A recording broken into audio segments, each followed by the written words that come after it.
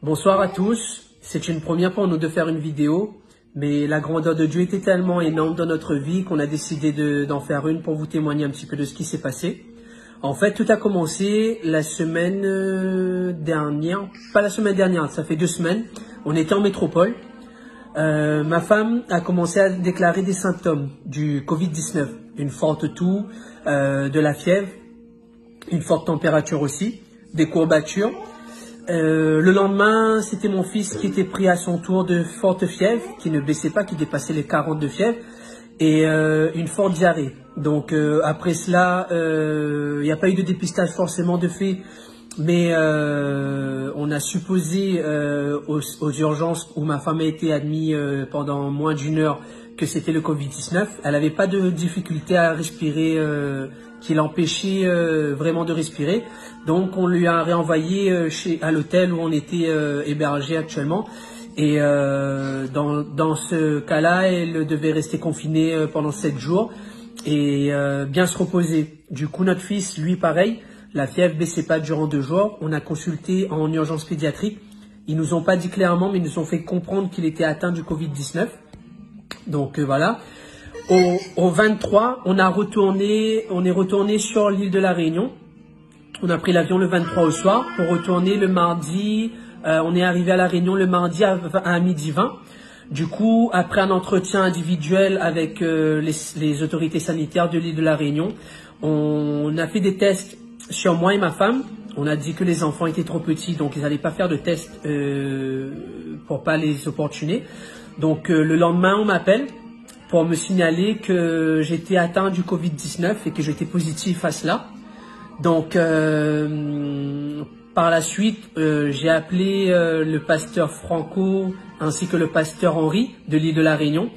Donc ces 2 pasteurs-là ont prié pour moi. Beaucoup le pasteur Henri qui prenait de mes nouvelles régulièrement, qui m'appelait pour prier avec moi au téléphone. Et il s'avère que le lendemain, le jeudi, on est venu me chercher à mon domicile pour m'hospitaliser. Donc tout se passait bien, il n'y avait pas de résultats négatifs sur la température lors des prises de température. Il n'y avait pas de résultats négatifs lors de la prise de tension et de saturation. Mais lors de la prise de sang le vendredi matin, on m'a informé que j'avais une suspicion d'embolie pulmonaire, donc qui pouvait se déclarer ou qui était déjà là. Donc on a fait une radio, un scanner des poumons qui s'est avéré négatif pour l'embolie pulmonaire. Mais tout ça toujours avec la prière des uns et des autres qui étaient là actuellement pour me soutenir dans cette épreuve-là. Donc le vendredi, on me dit que j'ai pas d'embolie pulmonaire, mais que j'avais un virus qui était visible sur mes poumons, qui était léger à modéré. Donc voilà, on a eu une grande conférence avec tous les pasteurs de l'océan Indien, de la métropole, ainsi que des îles de Malte, qui a fortement prié pour moi. Pour la petite parenthèse, il y a mes beaux-parents aussi et mon beau-frère qui est actuellement encore hospitalisé. Mickey est en voie de rétablissement. Je rends grâce à Dieu pour cela également. Donc on a prié, tout le monde a prié pour moi ainsi que mes beaux-parents et mon beau-frère. Donc et ça se trouve que le samedi matin, après cette grande réunion de prière fraternelle, cette communion fraternelle, on me signale que je quitte les urgences. Et le soir même, lors de la prière, je me suis senti libéré, comme un soulagement. Et j'ai plus senti aucun symptôme, ni de difficulté à respirer. Je me suis senti à ce moment-là fermement guéri, moi de mon côté. Donc voilà un petit peu pour la parenthèse. Et du coup, il s'avère aussi qu'ils ont voulu refaire un test sur ma femme, mon fils et ma fille, pour s'assurer que eux aussi n'étaient pas porteurs du virus. Comme ils avaient peur que pour ma femme, c'était une erreur de leur part et qu'elle était finalement positive. Donc dimanche matin, on a fait un dépistage sur ma fille, mon fils et ma femme. Aujourd'hui, on a eu les résultats. Ma fille et mon fils est bien négatif toujours. Donc ça aussi, c'est une grande grâce de Dieu parce que tous laissés présager, ça fait 2 semaines qu'ils étaient toujours positifs à cela. Et donc du coup, Dieu les a totalement libérés. Donc aucun symptôme, aucune répercussion. Dieu les a totalement délivrés et même les tests confirment qu'ils sont plus porteurs du virus. Donc voilà.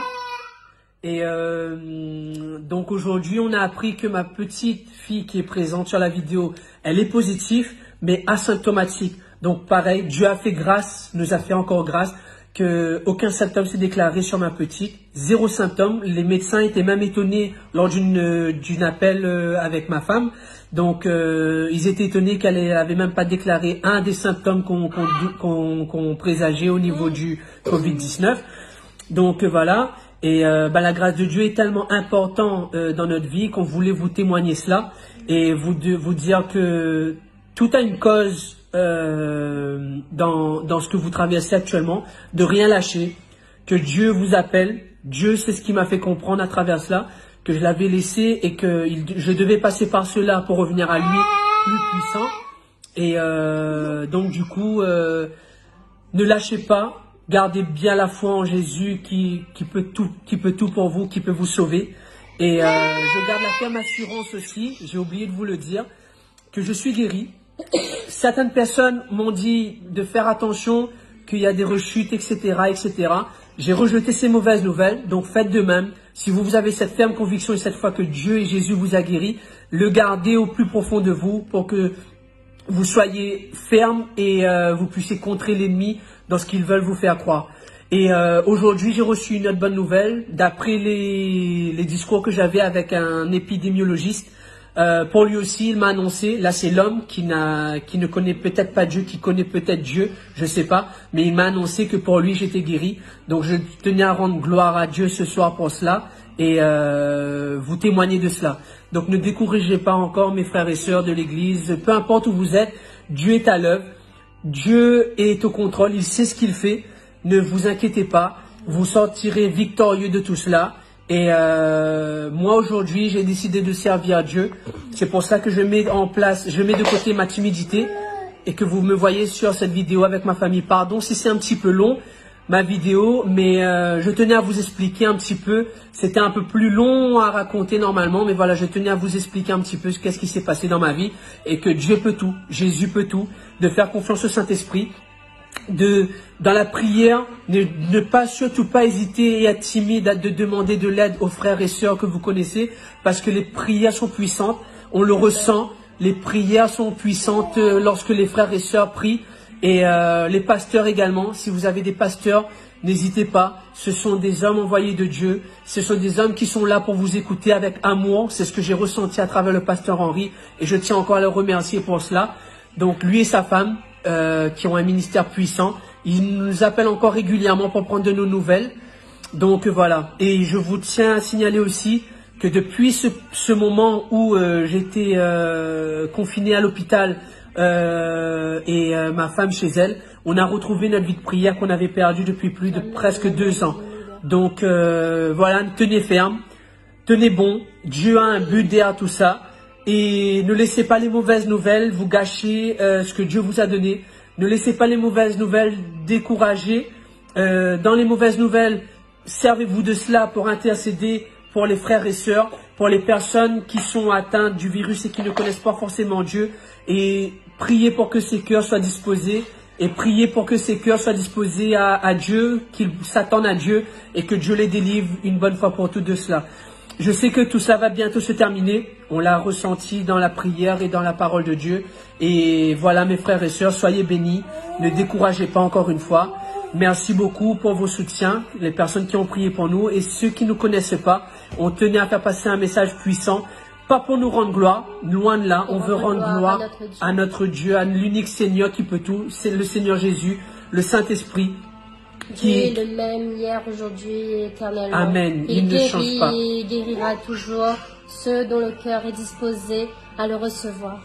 Voilà. Donc je vous tenais à vous remercier et soyez tous bénis. Obtenez la guérison que Dieu a pour vous. Toutes les promesses que Dieu a dans sa parole, il le respecte. Amen. Il le respecte et il le respectera toujours, car c'est un homme qui ne ment pas. Jésus a été, voilà, il a été là. Il n'a jamais menti, il ne mentira pas parce qu'il est parfait. Il a été parfait pour nous, il a été crucifié à la croix pour nos péchés. Donc si vous avez un besoin de repentance n'hésitez pas. Et donc voilà. Notre petit n'était pas sur la vidéo parce que il était un petit peu agité, mais il est là en bonne santé. Il est en train de jouer par la grâce de Dieu. Il est en train de louer le Seigneur avec nous. Donc voilà, ne perdez pas espoir, Dieu peut tout. Merci encore mes frères et sœurs, bonne soirée à vous et on vous dit à très bientôt. Merci.